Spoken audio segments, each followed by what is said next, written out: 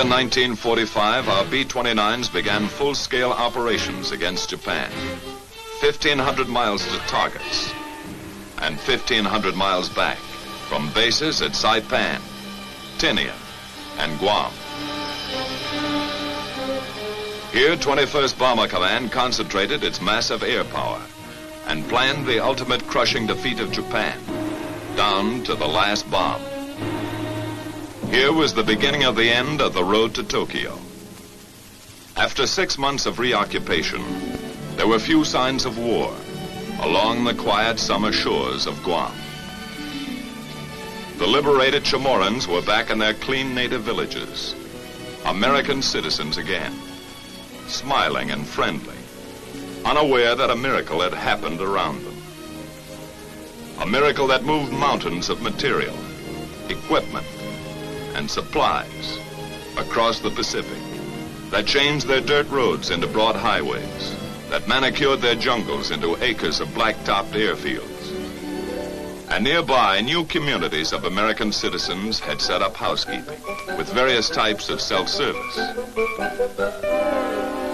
The latest labor-saving devices, few laundry problems, and no modern inconveniences. By midsummer, 21st Bomber Command was in business. Big business. Under General LeMay's direction, the long arm of Bomber Command began punching the enemy with appalling power. From Guam, Tinian, and Saipan, 600 plane missions increased the bombing weight 100% in 2 months. Behind this expanding power was planning. The LeMay plan began on the ground with maintenance. Assembly line technique cut engine change time from 3 days to less than half a day. In shops and hard stands, ground crews worked day and night during the blitz weeks to keep more B-29s on the line. By July, LeMay's Bomber Command is an efficient, well-oiled, well-drilled machine of destruction. Here's a vital cog of that machine, 11 men and a bomber.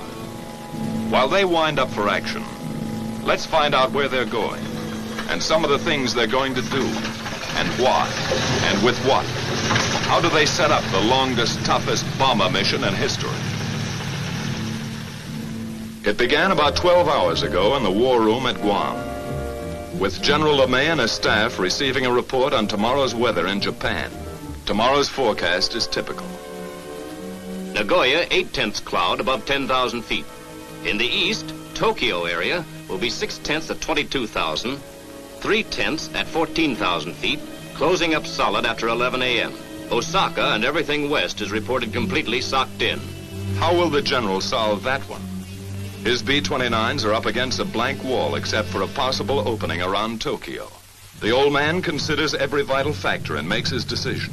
4 wings will strike Tokyo at 10 o'clock. They'll go in under that weather and bomb at 12,000. Now it's a question of target selection. First priority in the Tokyo area is number 573. Intelligence informs the general that 573 is already 3/4 destroyed. At the moment, number 574, still untouched, would seem more important. Operations checks the tactical plan for 574. General LeMay orders the required changes, okays the target, and commits all executive details to his staff.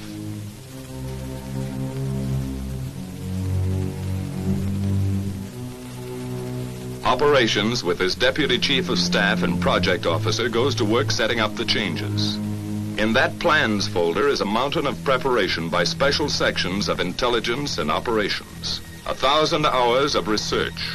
Collated facts and figures have been distilled into Tactical Plan 574. Aircraft will assemble as briefed with 3 groups of P-51s for escort. Smoke markers at 1-minute intervals will be dropped by lead planes to expedite departure from assembly point. 1 squadron each wing will carry M47 incendiary clusters. Balance of squadrons, 500 and 1,000-pound GP bombs fused a quarter-second nose and tail. Altitude of attack, 12,000 feet. Planes of 314th Wing will carry capacity fuel loads of approximately 7,300 gallons per plane. Calibrated airspeed of 210 miles per hour will be flown by all aircraft on bombing run. Radar landfall 3450 north and 140 east will be the same for all planes to afford a good land-water contrast checkpoint. The Navy is requested to furnish the following facilities for air-sea rescue purposes. 3 surface vessels to proceed to positions X. 4 submarines assigned to lifeguard duties at positions Y. 2 Dumbos to orbit at stations Z. 4 B-29s will orbit as super Dumbos at the following positions. Each section of the plan is double-checked. To supervise certain aspects of planning, Lieutenant Colonel Catton, a former lead crew pilot, was recently brought over to staff as project officer. This officer's extensive combat experience now helps to iron out operational kinks. He will accompany this mission to observe new smoke signals at assembly point. A field order is now dispatched to the wings. Takeoff time is flashed to the controller, who coordinates the vast network of communications gathered here at the heart and nerve center of command. Here in the control room, status panels and a mission board are maintained to show at a glance the countless up-to-the-minute details of all daily operations. Prior to takeoff, each mission is set up on the board to afford a visual progress of the flight, from takeoff to target and return. Colored yarns, one for each wing, are laid out to indicate the flight lines, which pass close to Iwo Jima, the halfway point.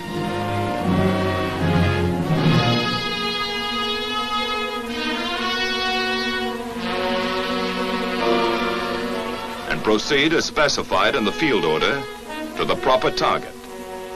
Other symbols are used to mark air-sea rescue positions.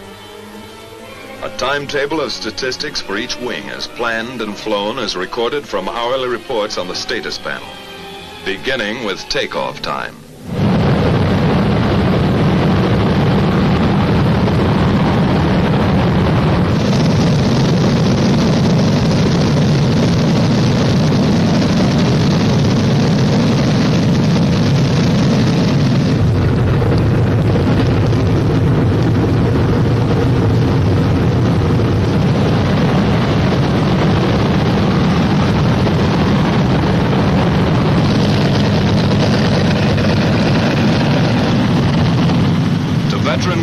It's just another day's work. One more 1,500-mile haul up and down the ruddy Pacific. 15 hours, 7,000 gallons, 4 engines, 11 guys. Knock wood. A water jump across 20 degrees of the globe. A continent of ocean. Destination, Tokyo. It's like taking off in Mexico for targets in Canada. The 314th is airborne. 145 planes, 1 minute apart, 67 tons each.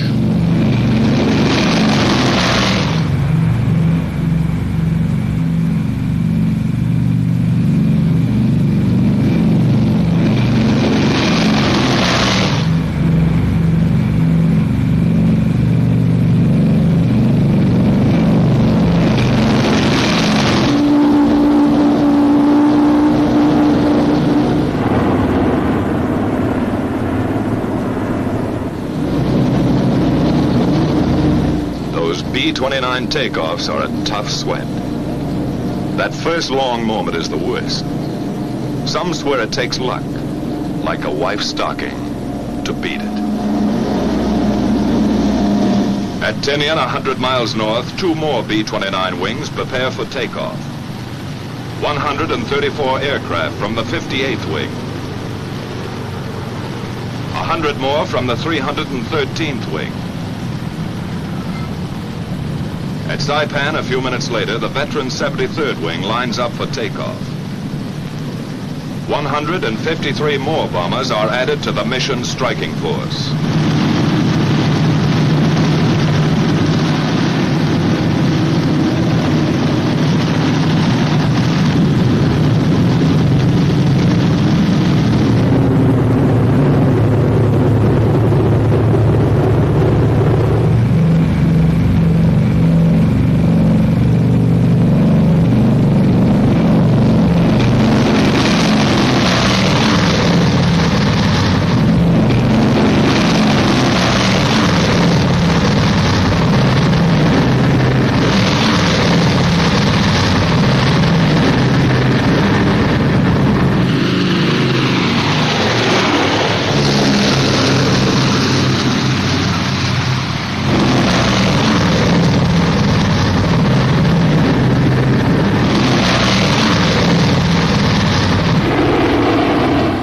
The last B-29 is airborne at 1540.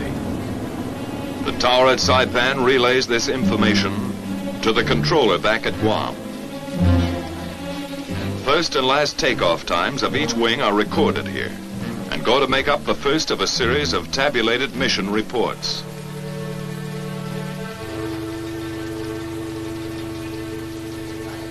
Copies of these reports are dispatched to headquarters, Washington, and posted on the control room report board. During that first hour, the B-29s have settled down for the big grind, saving precious gas, cruising 1,000 feet off the water. Ability, experience, confidence ride in each plane. A plan of action for 11 men trained and tested to function as one. The navigator sets the course, logging island checkpoints as they climb past the Northern Marianas. Pagan, Assumption, Morgue, the Pohores. After about 4 hours of flight, the bombers pass close to Iwo Jima, the hot rock, a black, gritty pork chop halfway to Honshu. 8 square miles bought and paid for by our Marines. We made some quick changes, cutting away that sulfurous volcanic crust and rolling Iwo's surface into one enormous flat top. 3 big airstrips now launch our P-51s for bomber escort over Japan. General Moore and his staff of 7th Fighter Command run the show and direct all air-sea rescue operations in close collaboration with Bomber Command. A last-minute briefing check, just to make sure today's fighter escort knows all air-sea rescue positions. Out on the line, General Moore's P-51s are warming up for the longest fighter flight on record.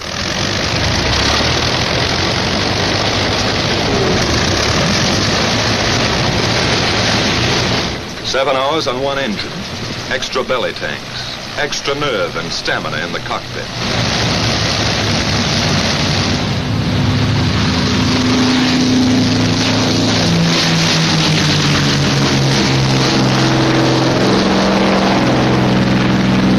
About the time our bomber wings are passing Iwo Jima, the pea shooters are taking off, scheduled to join them 3.5 hours later off the shores of Japan.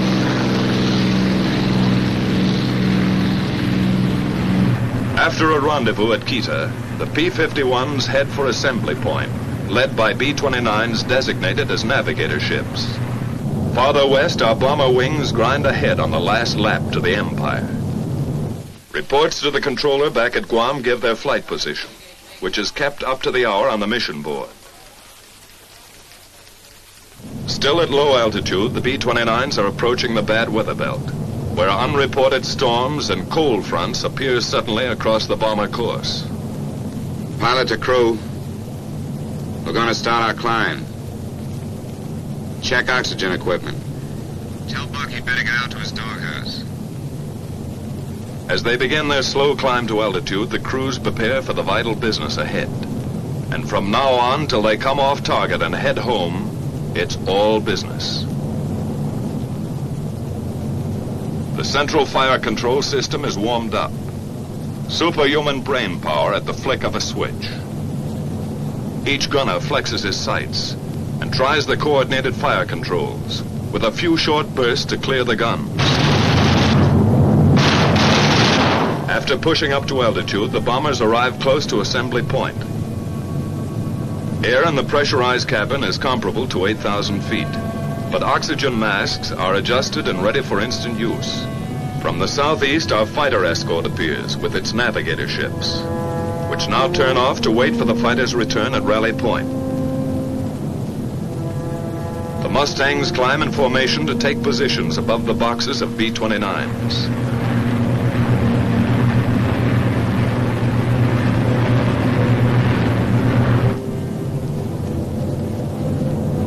Lead bombers begin to circle, dropping the new smoke markers for assembly. The project officer observes this part of the tactical plan in action. From various zone positions, the groups separate and form on their lead ships in 9 or 11 plane waves. which head for initial point. The big parade is on.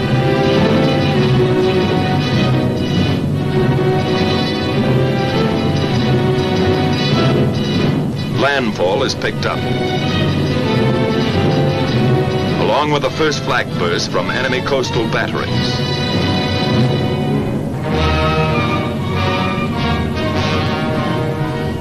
Fujiyama, the familiar white beacon, marks the turn for initial point. Flak becomes heavier and more accurate.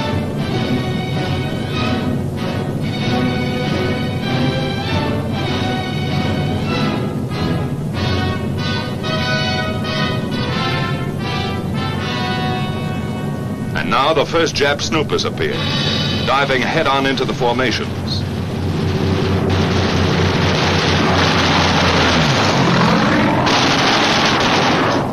Some are suicide fighters trying to ram our bombers. Other Jap fighters drop phosphorus bombs, set to explode in front of the oncoming B-29s.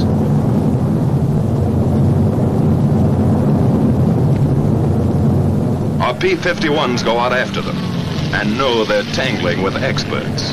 The P-51's job is to protect the B-29s. But some of those Jap fighters filter through and meet the blast of bomber guns.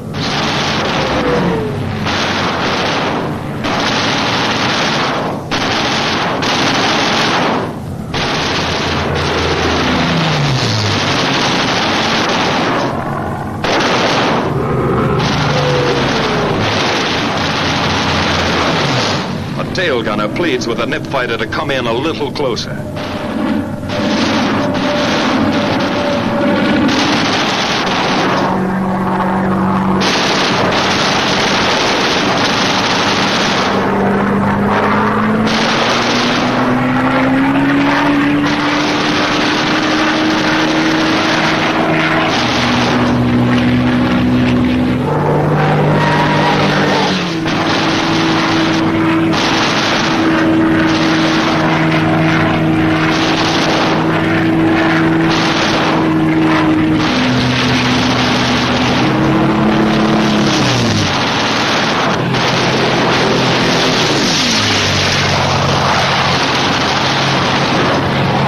From the turn at initial point, the tight bomber waves move steadily on and get ready for business. Flak and fighters fall off. But those clouds are beginning to close in, and it looks worse ahead. Then just east of Hachioji, the Tokyo area breaks clear. The bombardiers begin to draw a bead on 574. Their planes sit tight for the bombing run. Here's where we pay off.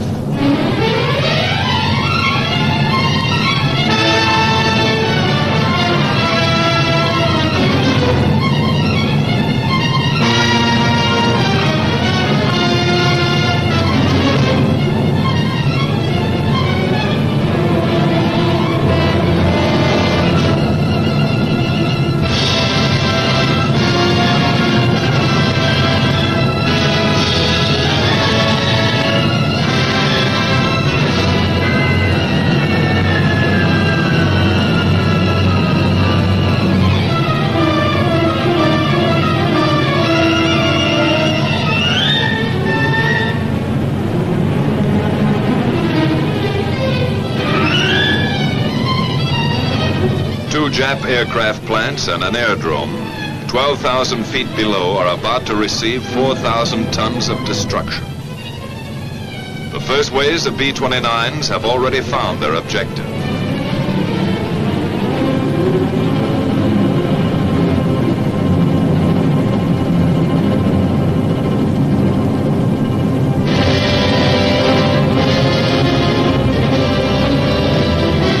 Succeeding bomber groups add their devastation to the smoking targets.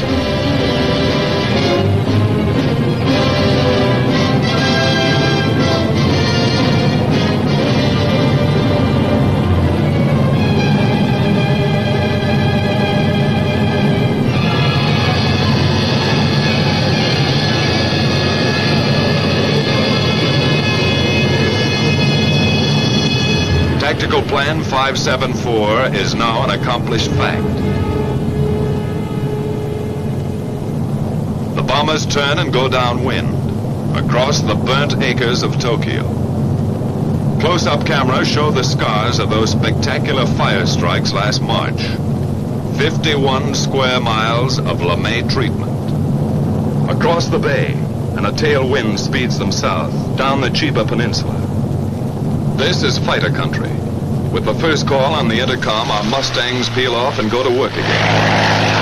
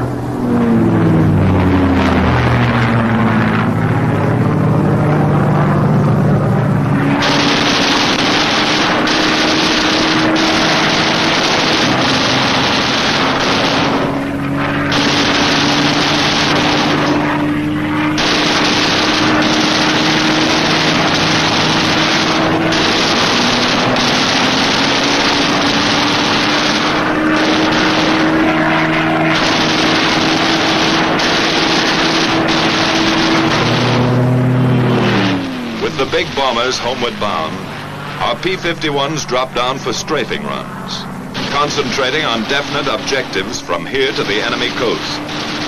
Skimming along at maximum speed, the fighters pair off and go to work cutting vital Jap lifelines, blasting away at communications, radio installations, power lines.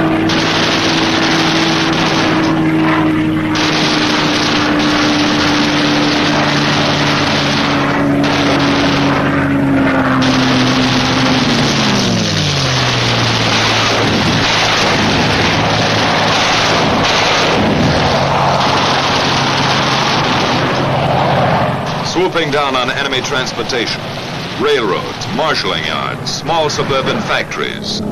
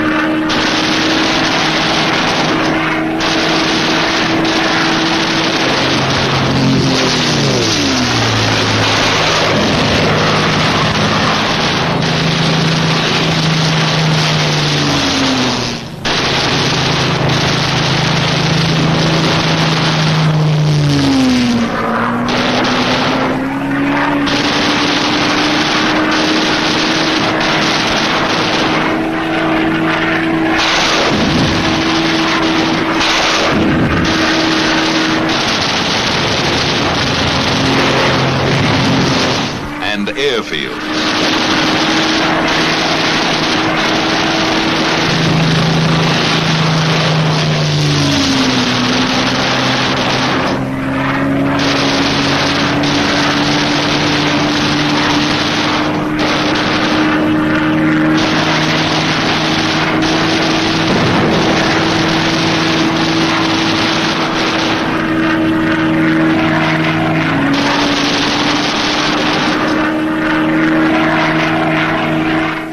on to shipping targets. Freighters, fishermen, trawlers, harbor and coastal craft. Destroyer or lugger, it's the same enemy.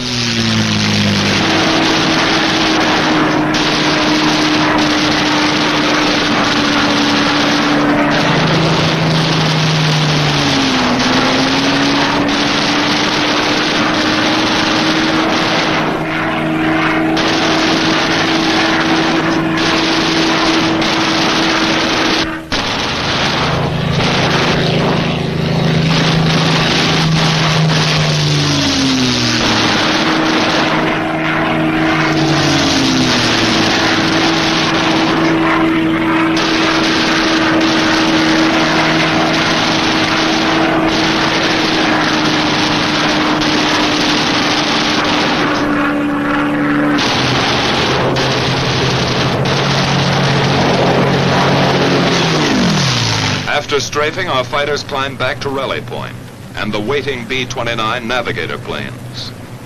With the first sight of Iwo, fuel gauges are down close to empty, but fighter spirits begin to rise.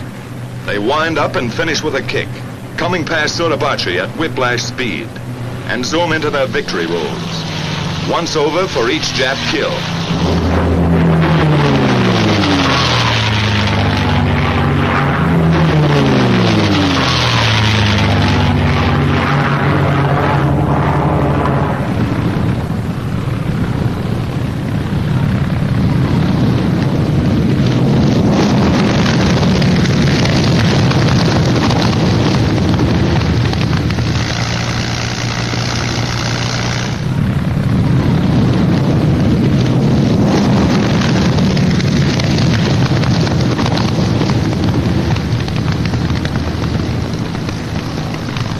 After the last fighter groups are in, all hands sweat in those first limping B-29s.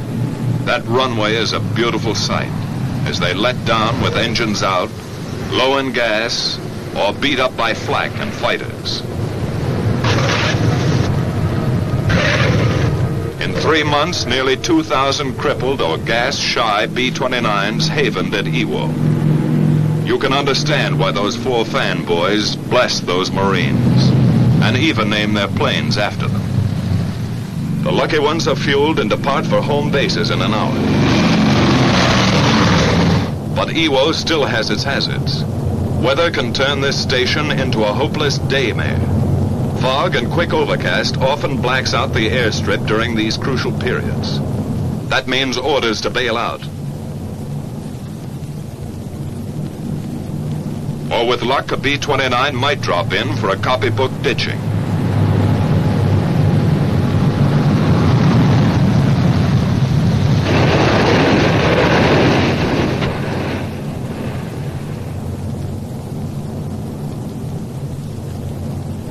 From here you can see how the cloud cover up there smothers the runway and realize what one pilot went through.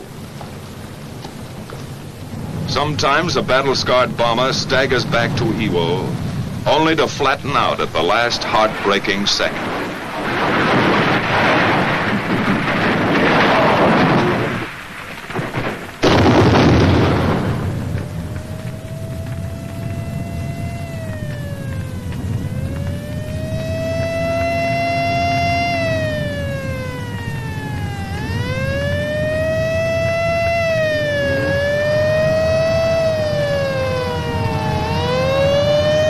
By some miracle, the whole crew got away from their stations to safety before 2,000 gallons of flaming gas enveloped them.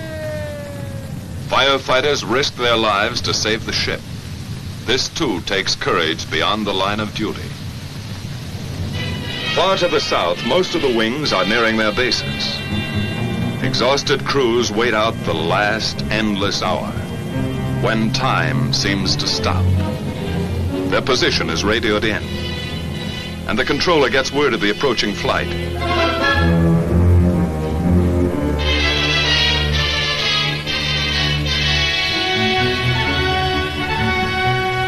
At last, the familiar Arianas appear on the horizon.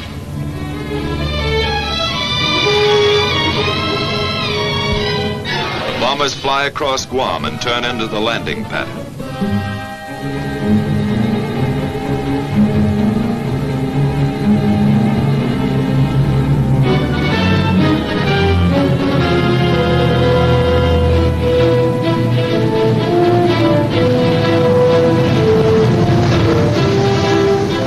15 hours ago, they left the other end of that runway. It's a pleasure to be back. A pleasure to roll on solid, familiar blacktop.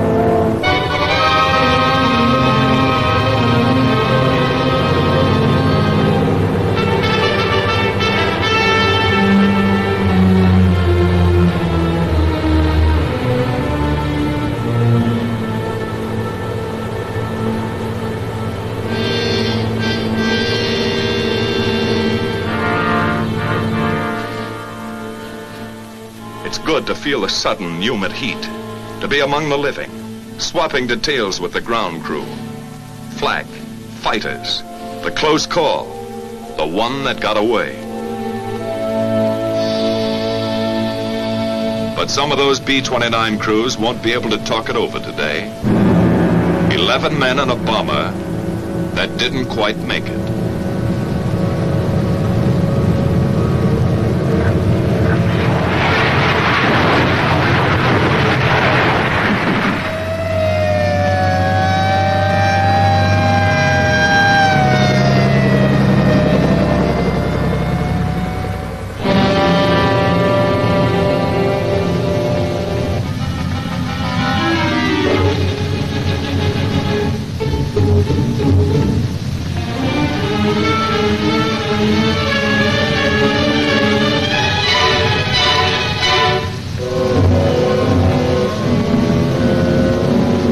Rescue squads tear away the hot metal. Somehow in that burning wreckage, a man has lived to feel those eager, gallant hands. 1 life saved and 10 lost. That's part of today's toll.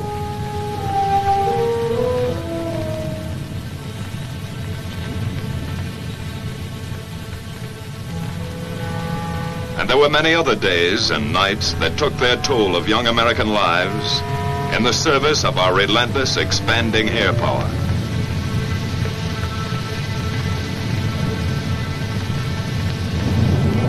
By the end of July, our B-29s had all but obliterated the enemy's ability to make war. 1,000-plane missions were going to hit Japan with twice the monthly tonnage that ever fell on Germany. The question was, how much longer would a beaten Japan hold out? In August, we made a test that never was applied to Germany. While great land, sea, and air forces gathered for the last invasion, our B-29s dropped 2 atomic bombs.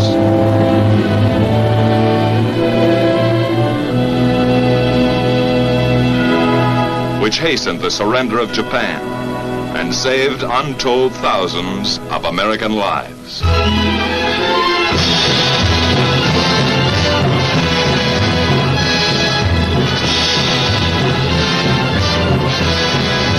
So the mission of our air forces, which began nearly 4 years ago, was accomplished.